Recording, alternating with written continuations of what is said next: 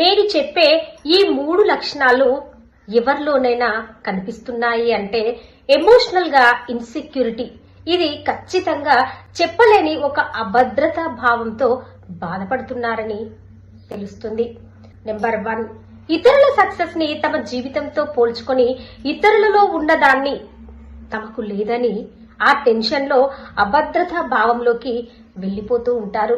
అంతేకాక ఇతరుల సక్సెస్ ని తక్కువ చేసి మాట్లాడుతూ ఉంటారు. ఈర్ష్య, జెలసీతో కాలిపోతూ ఉంటారు. నెంబర్ 2, ప్రతి విషయాన్ని పర్సనల్ గా తీసుకుంటారు.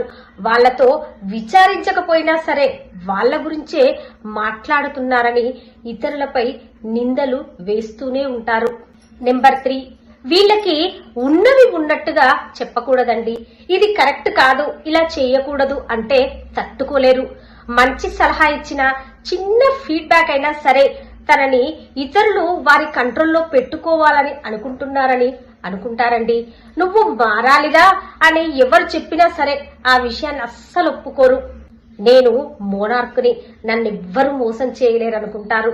ఒకవేళ ఈ 3 లక్షణాలలో ఏ ఒక్క లక్షణం మీలో కనిపించినా మీరు మానసికంగా ఒక తెలియని అభద్రతా భావంతో పోరాడుతున్నట్టే లెక్క.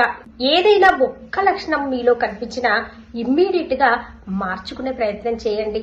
మానసికంగా ప్రశాంతంగా ఉండండి. మానసికంగా ప్రశాంతంగా ఉంటేనే మనం శారీరకంగా కూడా ఆరోగ్యంగా ఉంటాము. నిజమే కదా?